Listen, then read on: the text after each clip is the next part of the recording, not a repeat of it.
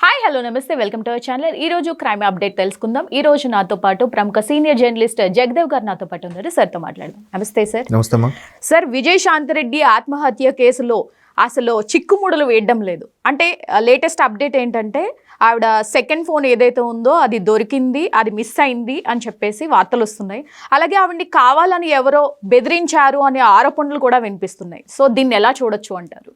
అంటే నేను డే 1 నుంచి కూడా చెప్పేది అదేమ్మా. అంటే తెలుసో తెలియకో ఒక విషయంలోనో లేదంటే ఒక పర్సనల్ ఇష్యూలోనో ఇరుక్కుపోయి ఉండొచ్చు.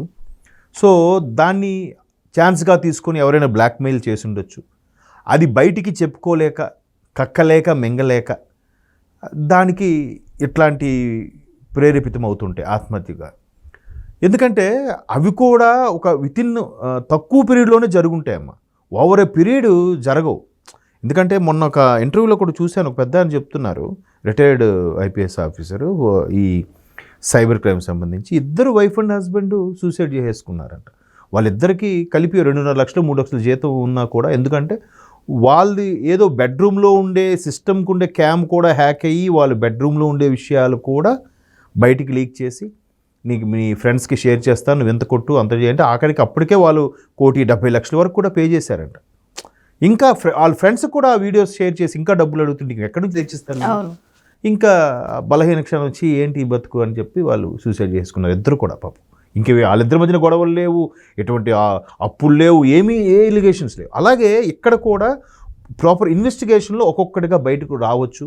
మరి అంటే ఇంకోటి, నిజంగా ఎవడైనా ప్రేరేపించి జరిగినట్టు అంటే అది అబద్ధం దాగదమ్మా. ఖచ్చితంగా ఇవాళ కాకపోతే రేపైనా వెలుగులోకి వస్తుంది.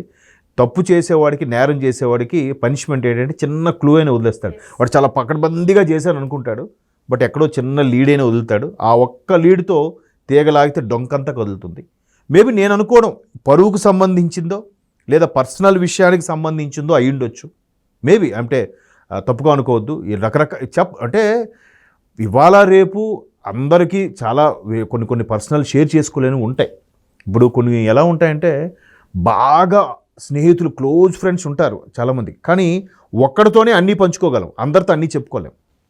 అట్లాంటి ఫ్రెండ్స్ లేనప్పుడు వీళ్ళు ఏం చేయాలో తెలియక, ఎవరిని డెసిషన్ ఎలాంటి నిర్ణయం తీసుకోవాలో తెలియక, ఎవరికి చెప్పుకోవాలో తెలియక మదన పడిపోయే సందర్భాలు ఉండొచ్చు. మేబీ హస్బెండ్ కూడా ఇక్కడ లేరు కాబట్టి, ఒకవేళ ఉంటే ఈవిడ నడవడికలో, ఈవిడ మాట తీరులో తేడా తెలుసుకుని ఆయన ఏమైనా గమనించి అడిగేవాడేమో.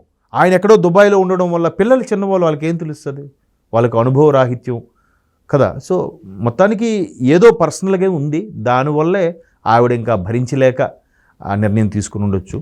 ఇంకా చూద్దాం మరి ఎట్లాంటివి. ఇంకా ఆ దుర్మార్గురాలో ఎవరో మనకి వెలుగులోకి వస్తే కానీ అమ్మయ్య పోన్లే ఆడిన మాత్రం వదిలిపెట్టుకోదురా అనే స్థాయికి వచ్చి అప్పుడు మన ఈగో చల్లారుతుంది. Exactly sir. ఆలోచిస్తుంటే రోజుకొక కోణంలో ఒక్కొక్క విషయం బయటపడుతుంటే అసలు మిస్టరీగానే ఉండిపోయింది తప్ప నిజాలు అయితే ఒకటి ఇంకా దర్యాప్తు రాలేదు అని చెప్పాలి. చూద్దాం సార్ మరి ఎలా వెలుగులోకి వస్తాయి అనేది. Thank you so much.